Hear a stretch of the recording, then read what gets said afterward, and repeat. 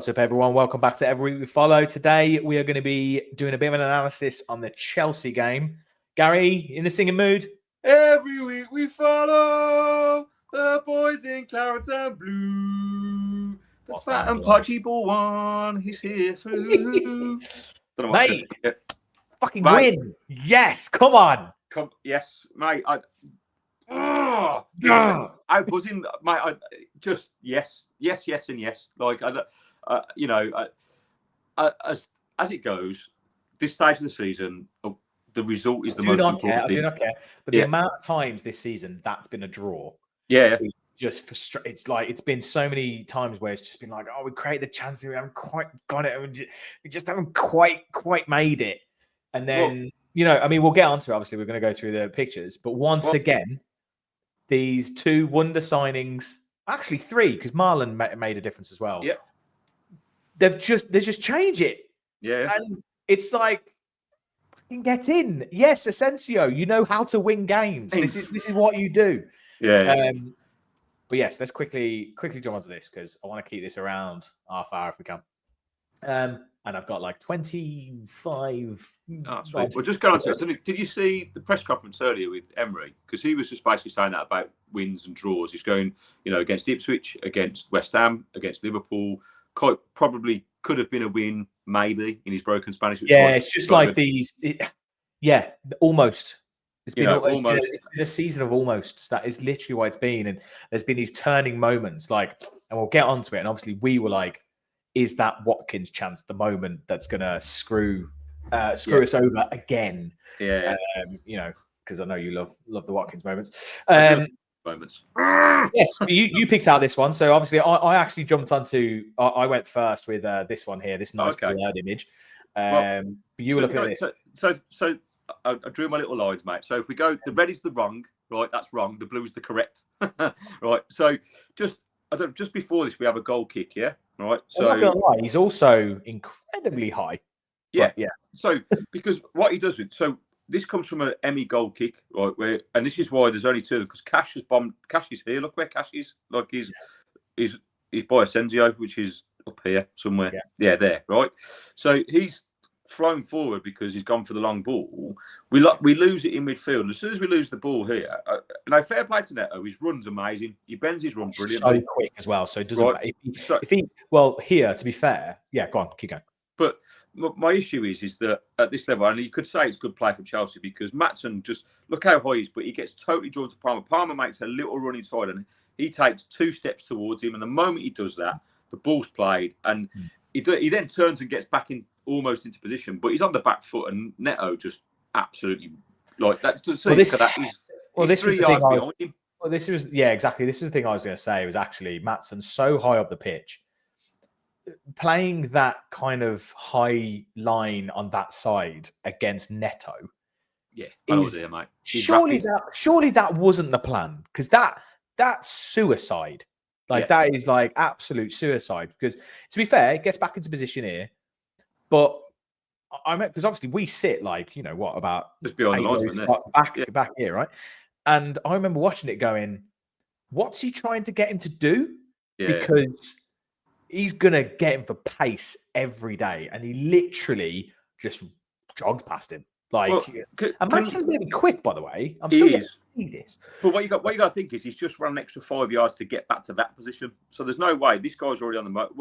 As a defender... Well, what Neto does well is he obviously changes. He slows and goes, right? So he came inside. He held the ball up. He came inside and then bang, and then he went. Yeah. And he completely done him for pace. He was past him here, which is he started here. So he's completely done him for pace. And Maatsen just can't do anything. I do question Mings a little bit here. Again, this isn't a common thing. What's he marking there? Well, I'm looking at this going, how's this ball ever made it in? How has this ever made it? For starters, how has it made it past Mings? Yeah. Oh, now this little marker thing never bloody works. There we go. How has it made it past Mings? Yeah. And how has it made it past Martinez? Yeah. I mean, don't be wrong. It's a drilled pass. It's a good ball, right? But you could. It's a very good ball, because to get it right in there, like literally Yeah. in And it just on a sixpence. it just hits Fernandez and goes in. But could it go back a slide, right? And this is my problem with this. So Cash's position there. Go back one more because that's the best one. If you go back one more, sorry. This one, right? Look where Cash is here, right? Yeah. He's gambled on a long ball, right? That we haven't won. So that's Fernandez there. Look, right at the bottom of the screen. Oh yeah. Right? Oh yeah. No, I was going to say. I'm going to say. I'm looking here. Right, I'm going. Well. So, He's going to be completely free. Yeah. So yes, on your what you said about Mings and Martinez, but then if you go on again, so here, look, he's goal side of him there. Yeah. Right. So he can now. You're right. How's he ghosted in there? How's he ghosted in front of him? So explain to me why Cash has just let him run past him. Because if he follows him and gets across him, do you know what I mean? Well, I do. And I suppose there's two elements of danger, isn't there? Here, I mean, I'm not sure if Cash is aware, but obviously you've got. Mate, he's touching him. He's got his arm on him. Yeah, no. Sorry, not aware of Enzo. Is this Gusto here? I think. Yeah. No, I get it. I'm wondering whether he's aware of Gusto, and he's kind of like, well, actually, like this could easily because if he goes there, then he's completely free at the back post, right? So I don't know whether that's the case, but the biggest danger at this point is Enzo. So you gotta stick. Yeah, you got to deal what's in front of you. But the problem is you've got three defenders there against one, and they score. Yeah. I don't understand. And the problem was early on. My word, they were just rampant down our left hand side. Like they were just. Maatsen was getting beat every opportunity going. Mate, the first 17 minutes, I thought we were going to get pummeled. They were knocking the ball. Yeah, no, they were all, first 17. We barely touched the ball. We barely touched the ball. They played some really nice football. Chelsea did. They did. Still here, right? I'm looking at this still frame. How's Martinez not got that? Yeah, I mean, all I can say is that ball is drilled pretty quickly. Yeah, right? It is. Yeah, it's not like it hits his thigh. I think it hits his thigh and goes in. But again, if we go when we've been back, the Cash has covered 60 yards to get back and hasn't ran an extra 5 to get in front of him there. I don't understand it. But I mean, it's just a poor goal. But we started so poorly. And this is probably my only criticism because I think from the 17th, 18th minute onwards, I think we started to grow into the game. And we started to control the game. You know, we did. There was times where I think I said it on the day. I was like, I know we want to control the game, but I'd love to control it not in our third. Yeah. Like what was happening was we were constantly because last season I remember reading something in the Athletic about like the way that we build up, and there's like 3 phases. There's the first phase, which is where you're playing it around the back and you're trying to beat the press, right? So or if they're not pressing, then you're just, that's why Conte and Torres would like push so high, and Torres would have the ball on the edge of the center circle, right? And then, so that's first phase. Second phase is then we get into their half, right? So once we're into their half, the high line pushes up, we're in their half and we're pegging them in. And we basically got it then in like kind of in that U shape of we're either on the side in the wings, or we're like with Torres and Mings, etc. in their half, right? So that's phase 2. And phase 3 is bang, bang, bang, like move. Okay, like we've got to get it into that final third. So it's essentially the thirds, right? But what we were doing constantly was we would go that first phase, we get into the second phase, and then we just go back to the first. We'd end up back in the first phase again. So we'd end up back in our first third, just playing it along the back. And I'm like, we were literally on the edge of their box, or like on the edge of. How are we back here? Yeah. I'm like, and with Chelsea, because they do play high and they were pressing us. And it's like, well, now they're back out again, and we're going to try and go direct, and we're not going to get it to anyone because Ollie's isolated because we're trying to play everything wide. Well, what Chelsea did really well first half and not so well second half was that they totally not only isolated Ollie, even though he had midfield, they narrowed the whole pitch. Mate, so Asensio and Rodgers barely touched the ball in the first half. Yeah, it makes sense. It makes, and I know at the time we were like, "What?" It does kind of make sense why he brought Bailey on, because he was like, "We need the width. We need to use the width." But I said to you, it was almost like in the first half they had an extra man in midfield because we couldn't get through the lines to Rodgers or Asensio. They were winning the ball back, and then there was a massive gap in the middle because I think 3 or 4 times Casado picked up the ball from probably in between the centre circle and the edge of their area and ran 30 yards without a challenge, mate. And then they were spraying it out to the left-hand side, and we were getting McGinn and Tielemans were having a right nightmare in that holding midfield. They were just getting completely bypassed. We just looked overran, mate. And at our time, I was like, oh, God, like we need an injection. I said to you, he didn't make this because Matson played the full 90 minutes, but I thought he should have come off for Digne. I mean, we'll get onto that, but like I presume he played Matson to try and negate Neto's pace. That's the only thing I can think really of. Well. I know. But I'm just thinking that's the only thing I can think of. Is that he's quick, so it means he can, or he wanted a wing back that would push on, which would mean that their winger had to sit back a little. But they were just getting too much. They were getting too much space, so it didn't work. Yeah, well, what's interesting is that, like, I really rate Matson. I think he's a really good player. Yeah, but I do, and I've been wanting just to do well. He doesn't get. Well, I was saying this to Graham though. Father-in-law was saying that he doesn't get enough of a run of games, so it's very hard for him. To like get into the rhythm of stuff. He's been put in, like he was put in against Arsenal, and in that first half away from home, got absolutely rinsed by Martinelli, right? In this game, Neto tore him a new one, but then strangely, after 17 minutes, Neto and Palmer swapped positions, and Neto went over to the left, and it wasn't so much of a problem. But they still got down the right, but it was a problem. But my criticism of Matson is that I know players need a run of games. I understand that, but he's played at a really high level in Germany, and he played in the Champions League final last year, where he had a good game. I watched that game, and he was good against Real Madrid, against obviously 3 of the fastest players on earth. And he managed it well. Yesterday and that Arsenal game, if we go back to it, like, questions have to be asked about his defensive positioning. Just like I pointed out at the start there, he gets drawn to the ball rather than kind of actually. I don't know behind me. Like I know what Digne does really well is he reads that game really well, and he doesn't push on as much as Matson. Right. But that's not going to happen. I can only assume Emery wanted to use his attacking abilities on the left hand side. Into that, which is why then Matson was sitting a little. Well, he wasn't sitting quite as much. But with Rashford on the pitch, because that's the thing also, Ramsey doesn't hug the touchline. Yeah. He comes narrow.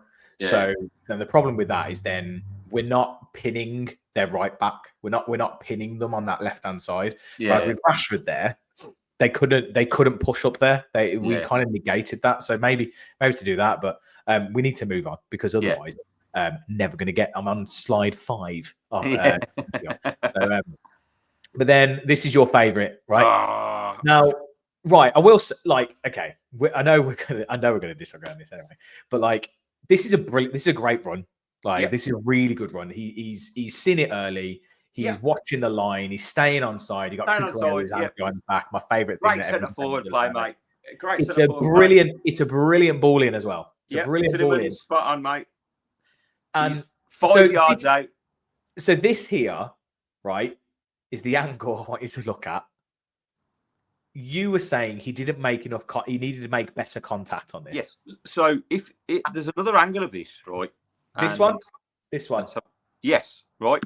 So if you look there, how is he meant to? Because he's literally at absolute full stretch and he's got studs on it. No, I get that, right? And so it still doesn't do the justice. And I really wish we could have some. Oh no, we can't have moving image, right? Yeah.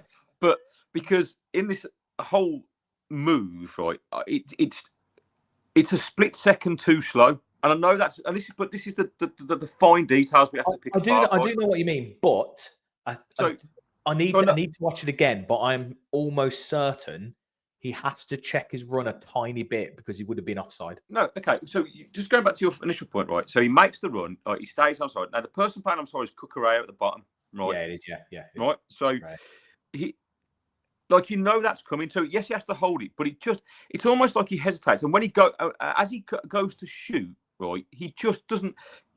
He hits it with the bottom of his foot. It's like he miskicks it, right? Yeah. And you have to watch that in the video. So if you are watching this, go back, watch the video. I'll give you a link. We'll give you a link. Yeah, go and watch the highlights on AVTV, right? And that chance there for me is the biggest frustration of Watkins is that it is also, by the way, it is also a bit of a shame because it's a brilliant save. Like he did actually get it on target. He met the ball. It's a great save, but he got the ball. His contact is shit, mate. I know, but it's it's a very good save. But I know what you're saying. Yes, he should arguably do better with the chance. Yes. But mate, again, right. I will say, I feel like it's my job now to be hypercritical, because that's 20 big chances he's missed now. 20, I know. Right? Yeah. Well, there's 21 because there's another chance, I think, isn't there? I'm sure there is. God. Oh, yeah. See, this has traumatized me so much. I can't even remember all the chances he misses. I haven't got it in here, but I remember he had another shot saved at some. He had one out on the left hand side, and he was a narrow angle. Plays him on the right. Right. Yeah. On the right hand side, sorry, and it's a narrow angle, and the keeper makes a good save. I haven't got a problem with that. That's fine. But this one, he should score. And out of 3 chances, this is the one you have to take. So if he scores 1 in 3, I ain't got a problem with that, mate. But he doesn't score 1 in 3. It's like 1 in 10, and that like. This season, that has cost us. It has cost us. It's more like 1 in 5 probably than 1 in 10. But yeah, I know what you mean. Well, okay, right. So I just want him to start taking these fucking chances so we can finish in the top 5, and all my dreams can come true, and I can be happy. I mean, to be honest, in this one, it didn't matter as much, right? Because we do go on to win the game. But all is forgiven, mate. Yeah, it is another one. It is another one of those where if we didn't win the game, you'd be looking at that. You're looking at that, wouldn't you? And at half time, it was frustrating because you think, okay, they started well, but we should be level. Do you know what I mean? And again, once again, we've conceded another goal. Like, we've got to talk about the -2 goal difference, mate. It's just not good enough. Like, we've got to start taking these chances. That's it. Well, again, I think we conceded that goal. And we sat there and we went, again, we've got to score 2 to win the game. We've got to score 2. Like, it's just frustrating. Like, but luckily this time it happens. And obviously this is the first goal. Is anyone in the comments let me know what in the blue hell is VAR looking at for the like? Why is it take? I don't know if it took long on the TV because it felt like it took forever in the ground. It took forever. Mate, not even explain to me why the linesman's even flagged. He stood there. The guy who's playing him on side up here, he's looking right at him. Look, he's miles behind. It's not even close. I'm actually pretty sure. Who's he flagging for, Konza? I would even maybe say that, like, maybe if they drew the lines, I think Konza's off, but no one else. Like, look at that, I mean, mate. Like, I don't know, like, it'd be like that, right? Like, so what is he flagged? What is he? I mean, I'm gonna say this liner. To be fair, the ref in general, absolute bollocks, like they all are. But this line, we always laugh at the linos and just how unfit and rubbish they are trying to stay in line. But like, I don't understand what the VAR is looking at. I can only think that they're going back and forth and looking at whether any of these were like active. And also Cucurella obviously was having an absolute meltdown about some kind of foul. So I don't know whether they were looking at something in the build-up. But like, to even contemplate that was offside is mental. But I will say Rashford does brilliantly. Yeah, mate. Because this is cut out, and he actually adjusts his body somehow, and is also aware enough to not have the shot, but to actually to knock it across. Yeah. And literally there, you basically got our 2 big January signings who are just linking up and making it happen. And actually, if I'm right thinking, I can't remember when we get to it. I can't remember if it's actually the next goal's also Rashford. Yeah, it was assisted. Yeah, so it's literally the Rashford Asensio show. That is what's happening here. Oh, mate, that's been all the speculation online. I think I've seen a couple of Arsenal TV stuff and going, how is it that our scouts can't find anyone? Aston Villa have brought in Marlon, Asensio, and Rashford. And lo and behold, they'd go on and score. Rashford was always seen as people saw him as a risk, right? Like, and we are paying wages to the hilt. Like, we are paying a lot of money. Yeah. I don't know how much of Asensio stuff's been covered, but he's not going to be on a $5 a week. No. So he's going to be pretty spenny as well. But he also hasn't played. But obviously, the scout, as far as I'm aware, though, the scouts aren't what brought this in. Emery wanted them. Emery was like, I want Marcus Rashford. Yeah. I think I think it might have been after Joao Felix. I think Joao Felix might have been his number one. But like, in the last 3 games, right, these guys have been the difference. There's levels to it. Marcus Rashford almost looks like the old Marcus Rashford. He looks rapid. He's attacking players. He's getting. I don't know what Brian's watching. I don't know what your old man Brian's watching. Yeah, no, he's and yes, okay, he won't get it right every time. There were times where he tried to take a player on, got tackles, or take a shot. But I don't know how many assists he's got now. But and yes, he hasn't scored yet. Yeah, but he's creating. We're finally getting goals from other parts of the other players on the pitch. Yeah. Well, mate, I think we've got to take a massive shout out to Asensio, mate. That guy covered 10.8 kilometres in this game. Yeah, most of any player on the pitch. Most of any player on the pitch. 10.8 kilometres. That's 29 kilometres. But he's 29. Yeah, but mate, that kind of work rate. If you think about, like, I watched some of the first half earlier on AVTV, and while he didn't get the ball, mate, he's constantly trying to get space and move. And that is, for me, other players should be looking at, even having him in the squad. Surely other players are looking at going, fuck me, this guy's. Well, I have a little bit of a theory on it that when Kamara is back and he's playing alongside Tielemans will have that a bit more free reign to push forward a little bit more, and he will find him. Oh, gotcha. I have a little bit of a theory on that Tielemans will have a bit more free reign to go forward a little bit more, and he will find Asensio every time. I think Asensio, for me, is an absolute baller. Like, he reminds me. I don't know if we said on the last one. He reminds me of like Doug. It's what we've been missing since Dougie left. It's that little bit of like different gravy, polish. And he does something, and he'll pick out like his movements, like little steps into space and little pirouette, and he makes it look so freaking easy. Or just like do this little pirouette, lay it off, and it's like, that was freaking lovely. Like, his biggest thing for me, when he gets on the ball, he moves the ball and then he moves. Like, he wants the ball back. He's always looking for the ball, and that is, I mean, for any footballer, like watching that, we all know if you play football, or if you're a young player playing football, like, this is what you have to aspire to.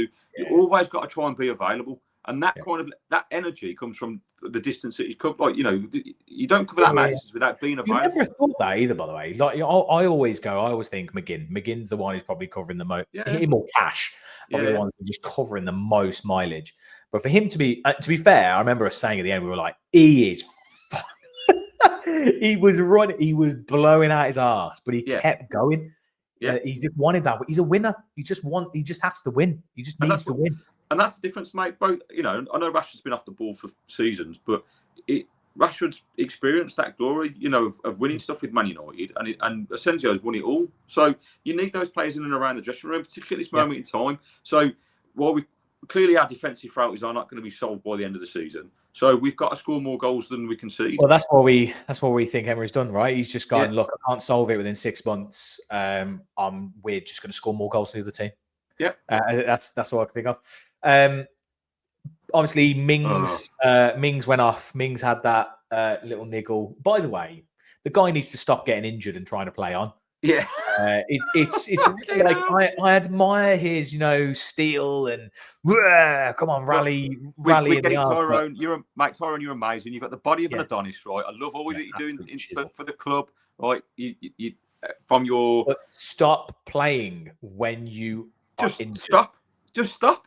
I'm always never allowed. I can only think the only reason he's playing is because they're doing injections, right? That's the only thing I think of, is that he's not fit. They're doing injections and he's tweaking stuff during the game, and he's just like playing through pain. It's the only thing I think of. And I don't know why, because I'd argue say that Bogard has done a great job when he's come on.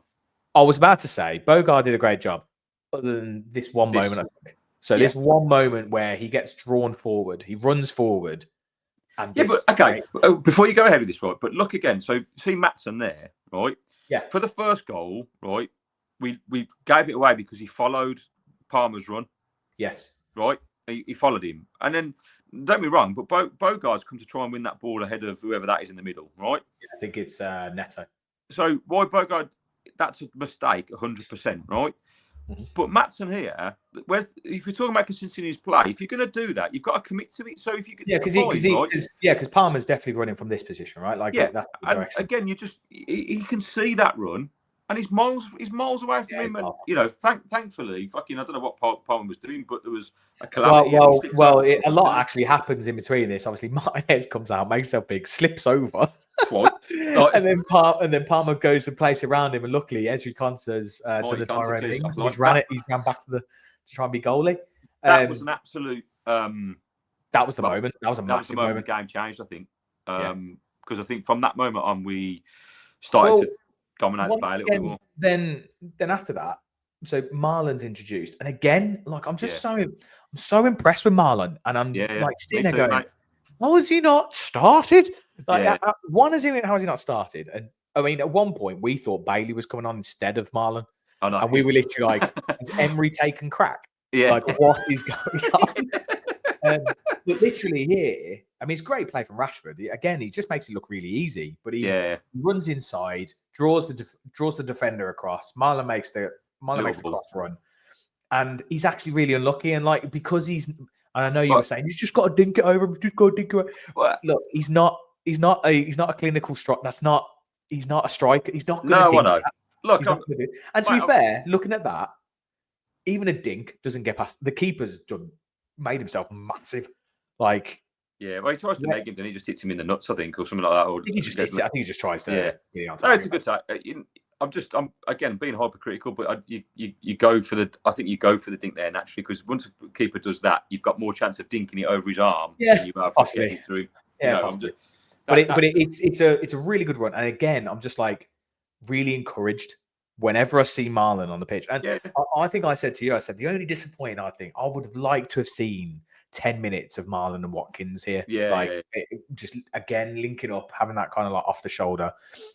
Because I will say, I'm going to call him Donny, by the way, because I keep on calling him Marlon. I think of Marlon Harewood. So Donny, he was so isolated in the mid up front. At some points, he was literally stood there.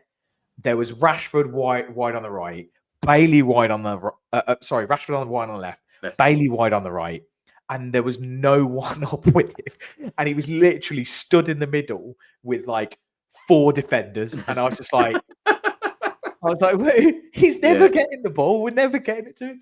So it was, bless him. He just keeps moving as well. He's constantly moving. Yeah, mate. He looks very lively, and it's impressive considering he's been dropped out of the Champions League squad and he's not. And still not starting games. Whoever that Villa scout is who came on something and was commenting with me and saying he doesn't look bothered. I don't know what you're watching. Like, and I'm glad you're not a Villa scout anymore. You must have been a Villa scout when we had Paul Lambert or something, when we were buying Scott McCormack and Jonathan Codger. Please drop in the comment if you don't like. If you got, let us know if you're still around. Let me know what you're actually looking for. I'm intrigued. But then this is obviously the winner, like in the 89th minute, absolute euphoria. Oh, and mate. I'll tell you what, anyone fell over my seat. I'll tell you what, anyone other than Rashford here plays this here. Yeah. Anyone other than Rashford tries to drill that in, or like Digne tries to pick out back post or whatever. Yeah. But he sees Asensio's run. He knows he's going to make that run. And I tell you what a finish. Like, as in, obviously the keeper has made an absolute howler. But to adjust his body and actually to make good contact on that. Well, mate, I think if anyone watch this back, you almost hear, and this is one thing I love about football. It's one thing that almost kind of excites me to my core, right? When you connect with a ball, you hear a boom, like there's like a right, and you hear that as he strikes it. Now, yes, the keeper should save it, but it's still it's a good connection. He strikes it really well. It's a great for him to hit that at like. Excuse me. Oh my God, I'm going to. Sorry, I'm allergic to goals. Yeah. for him to be running in, and that ball. By the way, again, we've talked about fizzed in, Rashford. wasn't it? It was fizzed in. We talk about how clean Rashford hits the ball. Yeah, he hits it with pace, and he's drilling that across, and it's a great hit. And yeah, I mean, the keeper's absolutely had an absolute howler in it. It's freaking fantastic. Oh, it's brilliant. And he was also booked just before it for the corner. Yeah. Absolutely brilliant. And yeah, absolute euphoria. And so much euphoria, by the way, that I don't know how many people saw this, but Conser manages to lose his boot. He manages to lose his shoe. So Conser's lost his shoe, and he just decides, fuck it. I'm going to launch this. I'm going to absolutely launch this. Yeah, the euphoria. Mate, imagine if that had come down and the Chelsea player behind him and smacked him on the head. It would have been the funniest thing ever. Mate, that is one of, I mean, we were going absolutely ballistic. Mate, I'd fallen over the seat at this point. I didn't even see this. I was over the back of my seat on the floor. We didn't see this. It was absolutely limbs. But that's one of the funniest things I've seen. Yeah, it's brilliant. It's also the way that he's basically, like, when he's running away, he's trying to get his shoe back on. And he's like running along like this. He's like trying to get his shoe back on. And then it falls off. He's just like, fuck it. I think what happens is one of the Chelsea players just stands on the back of his boot, right? So it's come up. And he's like trying to put it back on, and he thinks, "I'll just fuck it." It's basically like when the beer celebrations, like where you see it like crowds, they're just like, it's like that. Absolutely amazing. But yeah, it was a very good moment, mate. That's definitely next time I play football. That's definitely going to be my celebration. The boot's coming off; it's just being yoinked into the air. And I'm like, wow, fucking Mario, man! Oh, brilliant! Yeah, absolutely. It was absolute scenes, mate. I think the result was the most important thing because it puts us back in the mix. Post-match thoughts, yeah, I think it does. I mean, it's really annoying to see that extra game played. So it always becomes like not a false position, but it becomes a position where like we could easily be ninth still, a point off, blah blah blah. We could technically be like 5 points off, 4 points off Chelsea, for instance, if they win the game in hand, and same with Bournemouth and stuff. But it means with that we've got the points on the board. That's always I was going to say, points on the board are what matter. And the big point we keep making is we have still got these teams to play. Yeah, we have still got to play Bournemouth. We've still got to play Newcastle. We've still got to play Forest. Yeah. And we've still got to play Newcastle. Newcastle will be. These are all games that are now. Like it's just about can we actually take, because if we go the last 4 games, run together now. Can we do a run? Can we do a run? Yeah, because we've got. Can we do a run together? We've got 3 away games coming up after the FA Cup this weekend. Well, mate, I've said to you, I feel like we're so close to being a really good side, right? Yeah. And I think if Watkins can take just 2 more chances per game, and Rashford looks dangerous, Asensio looks dangerous, Marlon looks dangerous. We've got an attacking lineup that's going to cause teams problems. They are, right? And so we've just got to do what we did on Saturday, really, and grind out the results. I think we are going to concede goals. I think while the defence is up in the air, and will be, I think that's naturally going to happen.